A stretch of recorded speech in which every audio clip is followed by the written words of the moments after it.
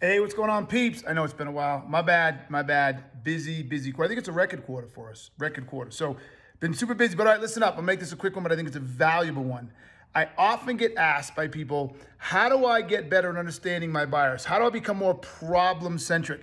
How do I get the information that helps me do better discoveries, know what problems to find, build my pick, problem identification chart. If you don't know what that is, go read Gap Selling. But anyways, I get this question all the time. How do I get better at understanding how to do a discovery that is focused on my buyer's problems? And here's the hint. It's pro tip, whatever you want to call it. It's going to kind of surprise you a little. Go talk to your buyers, right? Literally, your company, unless you're a brand new little startup, your company should have 10, hundreds, thousands of people who've bought your product or service. They bought it. And they're using it, and they're liking it, and I'm assuming they're getting the outcomes that they had hoped to get when they bought it. So if you want to know how to gap sell better, if you want to know how to do a better discovery, if you want to know how to be more problem-centric and do discoveries that help you go find the problems that your prospects and buyers and ICP are struggling with, simply go to an existing customer. Here's the hint. Go to an existing customer. I got to believe all you relationship sellers out there have a good relationship with some of these people. Call them up. Literally call up existing customers and say, hey, can I get a half hour of your time, 40 minutes of your time? I could really use your help. I know you're a power user of our software. You're a power user of our service. You bought our product X long time ago, whatever. I would love some information on your experience with it. And this is what you do once you get them on the call. You reverse gap sell them.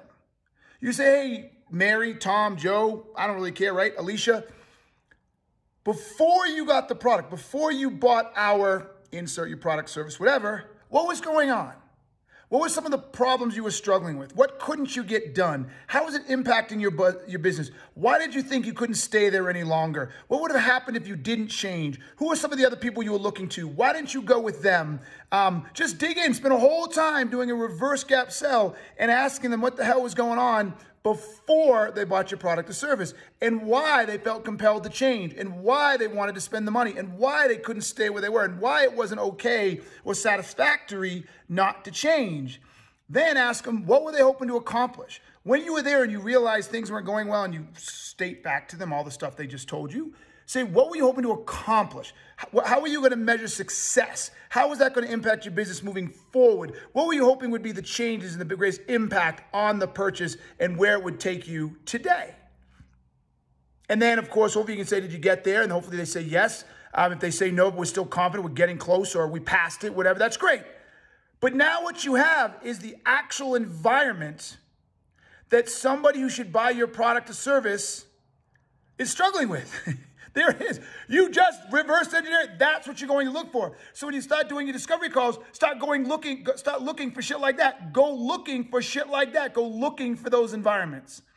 And ask questions of people that look for that ferret that out. Right? So if someone said, oh, you know, our leads were terrible. Our cost per lead was X amount of dollars, and our closing rate on those leads was horrible, blah, blah, blah. I mean, I'm just making this up. You're a marketing company. Then you hear that from an existing customer. Now you know what to do with your future customers or your prospects. Hey, can you walk me through your lead process? Can you walk me through your lead conversion? Right? I mean, I don't know what to say. It's that easy. So there's your pro tip for the day. I know it's been a while, but I'm back. I hope this is valuable. If you want to do better at discovery, you need to know your buyer's environment better.